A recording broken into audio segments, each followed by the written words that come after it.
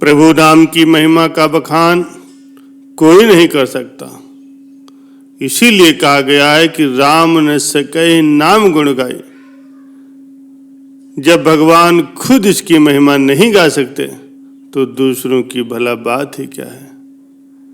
मंत्र जाप मम दृढ़ विश्वासा, पंचम भजन शुभ वेद प्रकाशा। प्यारे सज्जनों, मंत्र जाप की महिमा का पूरा बखान ऋषि मुनि संत देवता दानव गंधर्व मनुष्य आदि कोई भी नहीं कर सकता। प्यारे सज्जनों, कबीर पुत्र कमाल की एक कथा है। एक बार राम नाम के प्रभाव से कमाल के द्वारा एक कोढ़ी का कोढ़ दूर हो गया। तो कमाल समझने लगे कि मैं राम नाम की महिमा को जान गया हूं। लेकिन कबीर साहब जी ये सुन करके प्रसन्न नहीं हुए। उन्होंने कमाल को तुलसीदास जी के पास भेजा। तुलसीदास जी ने तुलसी के पत्र पर राम नाम लेकर के वो पत्र जल में डाल दिया और उस जल से 500 कोढ़ियों को पानी पिला करके ठीक कर दिया।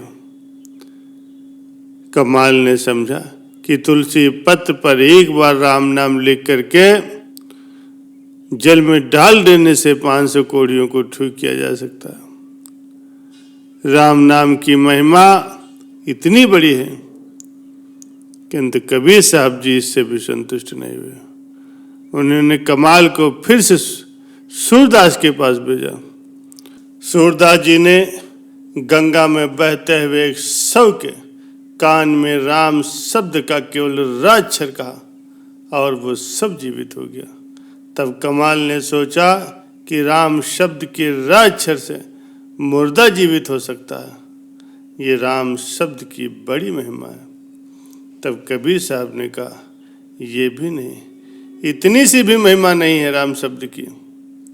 भ्रकुट विलास श्रेष्ठ लय हुए, जिनके भ्रकुट विलास मात्र से ही प्रलय हो जाती, उसके नाम की महिमा का वर्णन भला कोई क्या कर सकता है।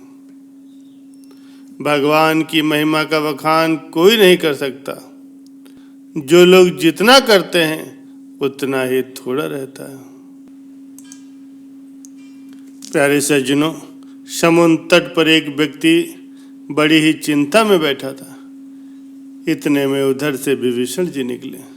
उन्होंने उस चिंतातुर व्यक्ति से पूछा, भाई क्या बात है, किस बात की चिंता में पड़े हो। उसने कहा, मुझे समुद्र के उस पार जाना है लेकिन कोई साधन नहीं। अब मैं क्या करूं, इसी बात की चिंता है। उन्होंने कहा, अरे इसमें इतना अधिक उदास होने की क्या बात है।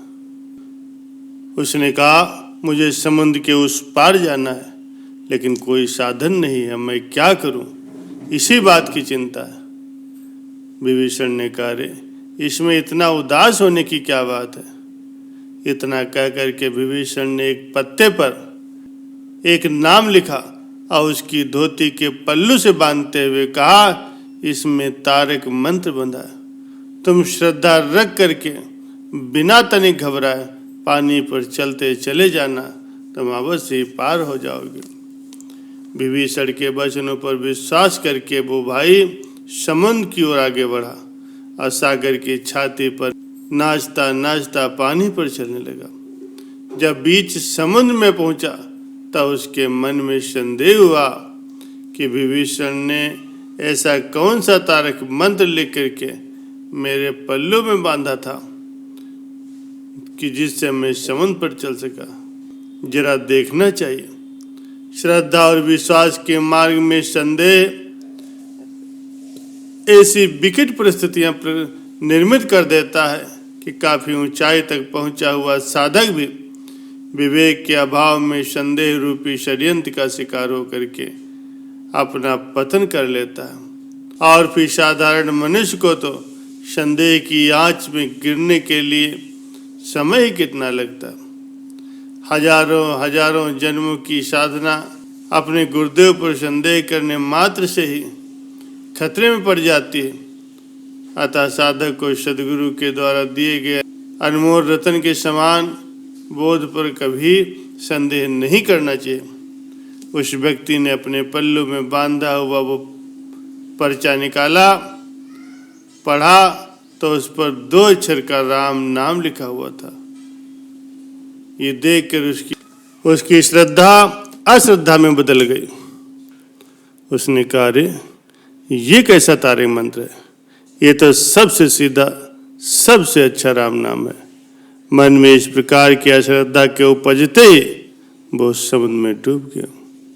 प्यारे सज्जनों, हृदय में अगर भरपूर श्रद्धा है तो मानव भी महेश्वर बन सकता है। अतः इस प्रकार के संग और परिस्थितियों से मनुष्य को सदैव बचना चाहिए। जो ईश्वर और संतों के प्रति बनी हमारी श्रद्धा, हमारी आस्था और भक्ति को डगमगाने वाले वचन बोलते हैं।